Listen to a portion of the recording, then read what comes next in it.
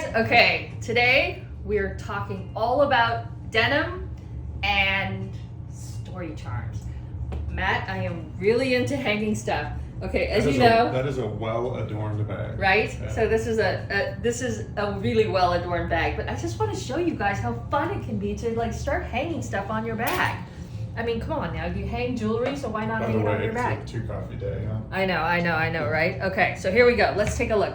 This is my denim Parker, and we're talking about denim. This is one of the denims in the, this is one of the OGs of denim, and this is one of my favorite pieces on the line. Not only is it using this beautiful salvage denim, it's also these hand-painted red handles, and it's just like, it goes with everything. So it kind of really pops, but then it's like, you know what? It's not crazy. So I love it, and I love this bag so much. All right, so let's talk about. What do you think it is about? Because it's definitely something that you've been focusing on lately, is this idea of bag jewelry and attaching stuff. What do you think is drawing you to that? I think what it is like your bag is sort of like a big part of you. And it's so weird because before we just think about it as my handbag. But if you think about it, this thing is with you all day, right? You wake up, you go to drop off your kids, you do whatever it is, you go to the office, you've got your bag. You go to lunch, you take your bag. It's always with you like a blanket. So why not make it fun? And I think that's what it is. And I think having all these story charms and charms now on the line, it allows for you to really express yourself through not just the jewelry you wear, but the jewelry you put on your bag. That's the answer, because it's fun. It's fun, and you express yourself. So let me show you what I've got on my bag. Oh, and then someone asked me a really interesting question.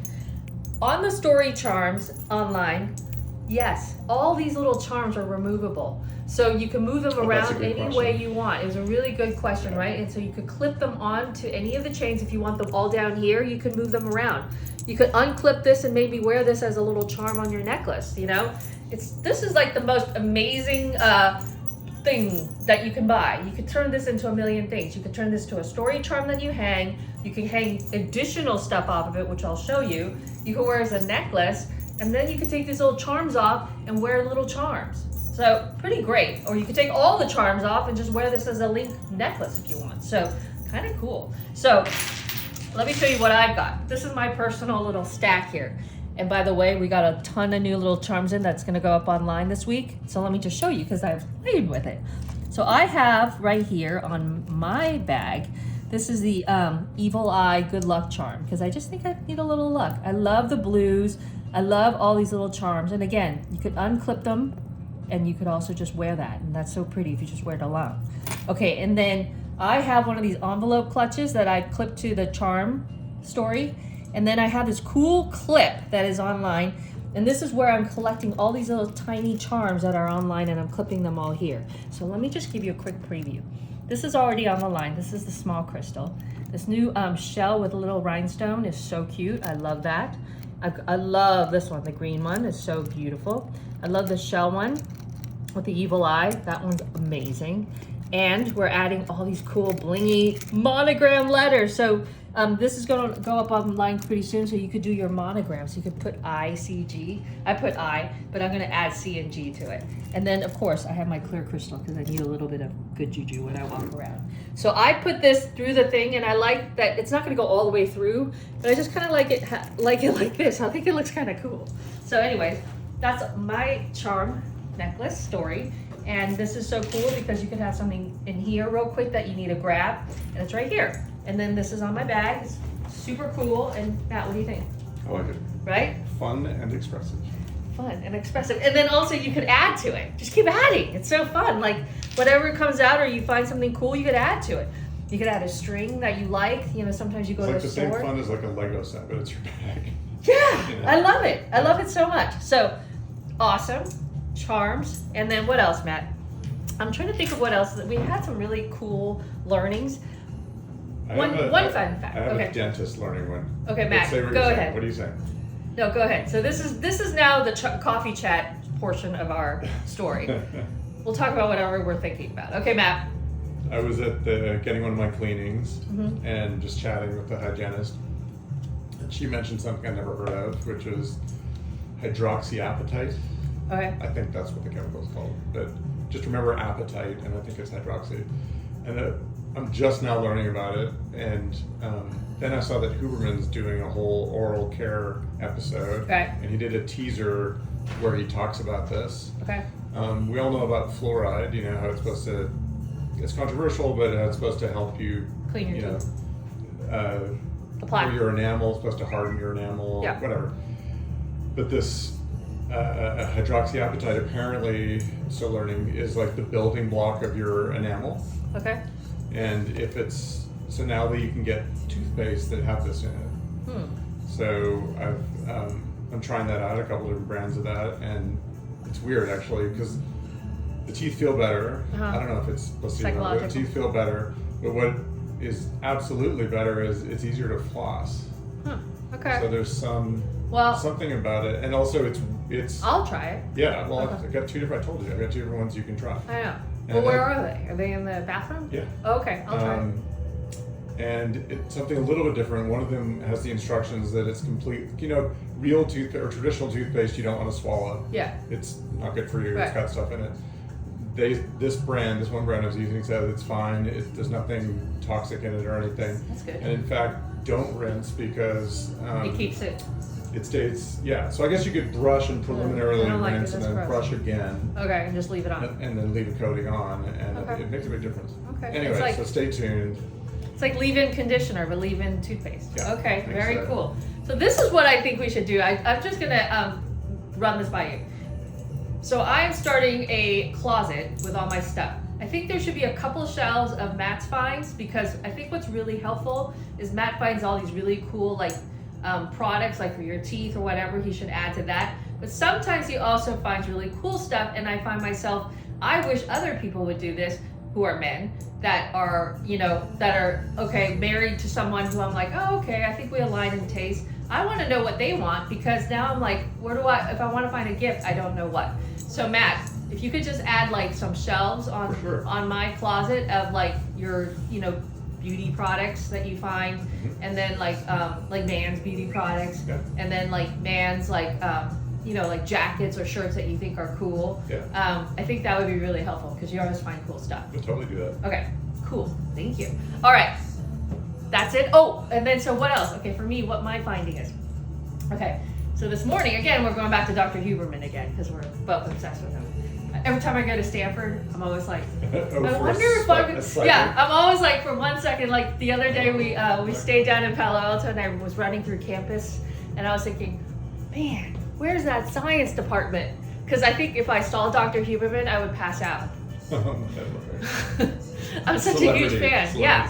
I'm like, oh my God. So I'm always like, maybe he'll just walk by. Like seriously. So it's just funny. But he may. Yeah. Right? Okay. So he had this, I guess she's now the dean of some arts and science or something at NYU. But she is a neuroscientist and she studies long-term memory. So her focus is on the hippocampus. And I did not know that hippocampus comes from the word seahorse. And that this hippocampus in our brain is curled like that, like a seahorse. And that's why it's called the hippocampus. Cool. That's a fun fact. Okay, so that's what she said today. And so that's her area of expertise. And so somehow she was doing trying to write for a government grant, and she found herself like 25 pounds overweight because she was never exercising and she was out of shape and she was always very tired. And so somehow she said, and she had no friends. It was like kind of sad. And then she said, okay, so I went on a trip by myself on an adventure trip, and then you know how there's like a group of people that you meet. And then she realized like she was really out of shape because people who were older than her were much more active than she was. So she came home and she decided she wanted to start working out. And so what happened was once she started working out, she kind of like realized a lot of different things. But the main thing is she realized for herself, like her writing was becoming a lot better. She was in the flow a lot more. She's like, what's going on? And then so basically she realized the only thing I really changed is movement. And so then she started going really deep into studying the correlation between movement, which is exercise, and getting your heart rate up, and what that does to your long-term memory. And it's what she's learned and what she teaches now, and she's now like, that's her jam. She goes on talks, she writes about it. Basically, she gives this great analogy. When you do half an hour to 45 minutes of heart rate where you move your heart rate up, it could be, I think, she didn't measure it in zones, but I'm going to say you can measure it from zone 2 up to 7 or 8 for 30 to 45 minutes, maybe starting with 2 to 3 times a week. It's like every time you do it, it's giving you a bubble bath in your brain. So just imagine like what good things are happening to your brain when that happens, in addition to getting in really good shape. But the main thing is how fascinating that movement and exercise actually will help your brains, you know, and the hippocampus, and they're almost saying like it's like it makes it grow in size. So it's really fascinating. So she's from NYU and her last name is Suzuki. So if you are interested, I will try to link to her. I find her fascinating because I saw her on a couple of other podcasts, and I think her theory is really fascinating. And Matt was just confirming that her study is correct, and so does Dr. Huberman. But Matt was out of not working out for a good month, would you say? Out of commish. Out of commish. And what was the biggest difference that you saw when you started moving again? Even very simple movement. There's specifics, but just overall wellness. Overall wellness. Yeah, if nothing else, you just feel better about your day. Yeah. You know? Yeah. So it's like a medicine. It's good for you. You're just yes. And I you think just feel more alive. Like I think the blood goes more to your extremities, and you just feel better, more positive. Right. And I think that and is sleep better. And sleep better. So that idea is really interesting, because I always believe, and I think Rich Roll always says this, is mood follows action. Okay, so the action of moving and the action of increasing your heart rate, of course, will have something to do with your mood. And Matt just said it, like he's a lot more awake, he's a lot more, because all these good things are happening inside your brains, and all these good things are happening, flowing through your body as you're doing this. So I feel like even if you're like, I can't, like we don't want to say you have to go out and do like a marathon, or do any of that activity. It's just the idea of moving your body, and it's moving it consistently. That's the key. You can't be like, hey, I did it last week, so I did my movement.